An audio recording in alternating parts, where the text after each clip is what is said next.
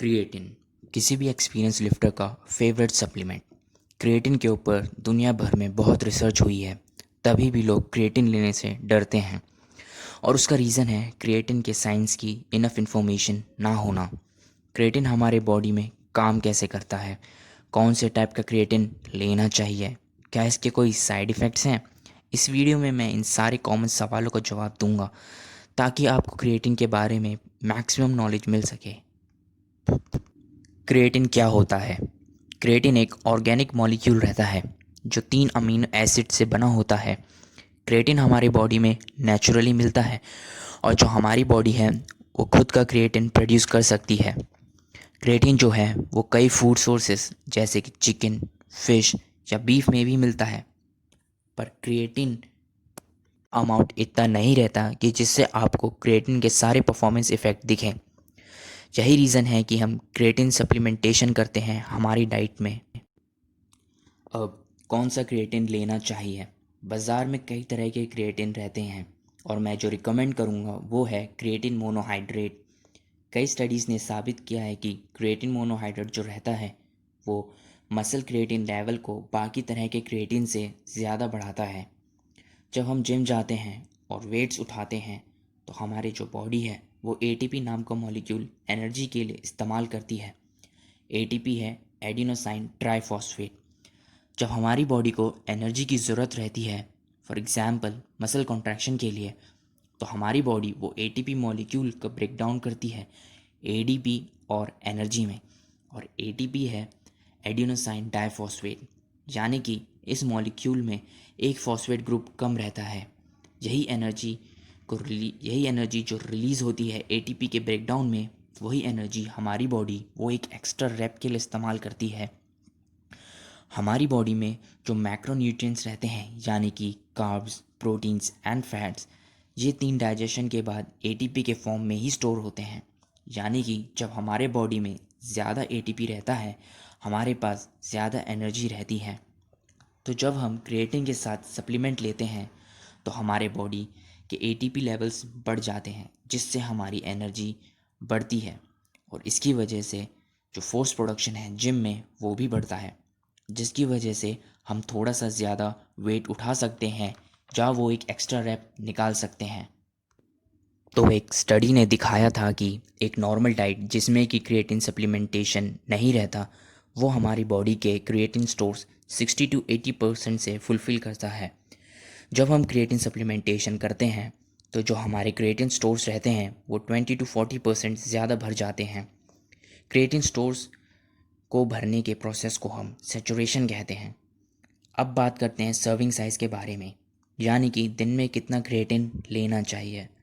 तो जो normal recommendation होता है वो है 5 ग्राम पर डे।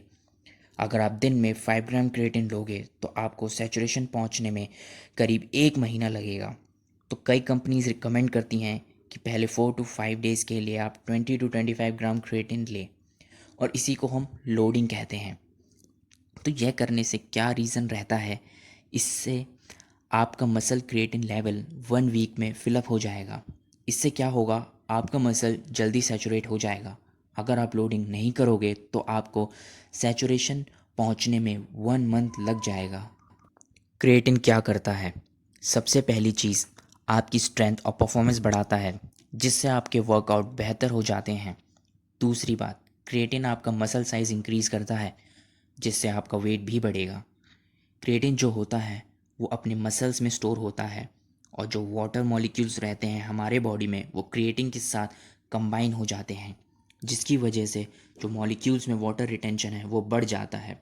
इसलिए आप नोटिस करोगे कि आपके मसल्स फूलने लगेंगे थोड़े थोड़े।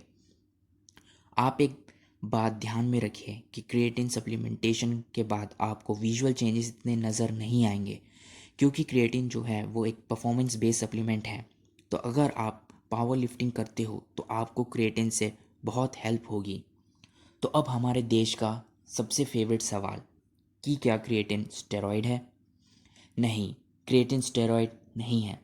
हमारे बॉडी में एंड्रोजन रिसेप्टर्स रहते हैं, तो जब कोई स्टेरॉयड लेता है तो यह एंड्रोजन रिसेप्टर्स तुरंत रिस्पॉन्ड करते हैं और आपके बॉडी को जल्दी से जल्दी साइज़ और स्ट्रेंथ बढ़ाने का सिग्नल देते हैं। तो क्रिएटिन जो रहता है वो ऐसा कुछ नहीं करता। क्रिएटिन 100% नेचुरल सप्लीमेंट है। तो हाँ, एक और बार, क्रिएटिन कोई स्टेरॉयड नहीं है। क्रिएटिन सिर्फ एटीपी प्रोड्यूस करता है बॉडी में, जिससे कि आपको ज़्यादा एनर्जी मिलती है। क्या क्रिएटिन फैट लॉस कॉज करता है? नहीं, क्रिएटिन ऐसा कुछ नहीं करता। अगला सवाल है, क्या क्रिएटिन ब्लोटिंग कॉज करता है? तो क्रिएटिन जो है वो हमारी बॉडी में वाटर रिटेंशन बढ़ाता है। इसका ये मतलब नहीं है कि वो ब्लोटिंग कॉज करता है। वाटर वेट और फैट में फ़र्क होता है। वाटर वेट जो है वो आप ओवरनाइट या 1-2 डेज़ में लूज़ कर सकते हो, लेकिन जो फैट है उसको कम करने के लिए आपको 8 to 12 वीक्स डाइट करना पड़ेगा प्रॉपर। अब क्रिएटिन पानी को कैसे अंदर लाता है? आपकी जानकारी के लिए मैं बता दूं, क्रिएटिन हमारी मसल्स के नीचे स्टोर होता है, ना कि जस्ट स्किन के नीचे। जो भी वाटर एब्जॉर्ब होता है वो आपके मसल के अंदर एब्जॉर्ब होता है, ना कि स्किन के जस्ट नीचे। अगली बात, क्रिएटिन और हेयर लॉस। तो इस पे भी काफ़ी इंटरेस्टिंग रिसर्च हुई है। क्रिएटिन जो है वो हमारी बॉडी का डीएचटी लेवल बढ़ाता है। डीएचटी यानी डाईहाइड्रो टेस्टोस्टेरोन। इससे आपका जो हेयर लॉस का स्पीड है वो बढ़ जाता है। पर याद रखिए, हेयर लॉस आखिर में जेनेटिक रहता है, यानी हेयर लॉस आपकी फैमिली हिस्ट्री पर डिपेंड करेगा। तो क्रिएटिन दिन में कब लेना चाहिए? कभी भी लो, इतना फ़र्क नहीं पड़ता। कई लोग प्री वर्कआउट में लेते हैं, कई पोस्ट वर्कआउट में, कई सोने से पहले। इतना फ़र्क नहीं पड़ता। क्रिएटिन के कोई इमीडिएट इफ़ेक्ट्स नहीं होते। क्रिएटिन के इफ़ेक्ट आपको लॉन्ग टर्म में दिखेंगे, और वो भी आपको विजुअल चेंजेस नहीं दिखेंगे, परफॉर्मेंस बेस्ड चेंजेस दिखेंगे। बस एक चीज़ है, क्रिएटिन रोज़ लो, क्योंकि एक लेवल तो आपने सेट किया है वो मैच रहे। अगर आप 1-2 दिन या एक हफ्ते क्रिएटिन नहीं लोगे तो आपका क्रिएटिन लेवल डाउन हो जाएगा और आपका पूरा पॉइंट ही चला जाएगा क्रिएटिन लेने का। Hey guys, I hope that you like the information that I shared with you in this video। और जो मेरी नेक्स्ट वीडियो होगी वो होगी फैट लॉस के ऊपर। जल्दी से जाके चैनल को सब्सक्राइब करो and show some love to your brother, and see you guys in the next video.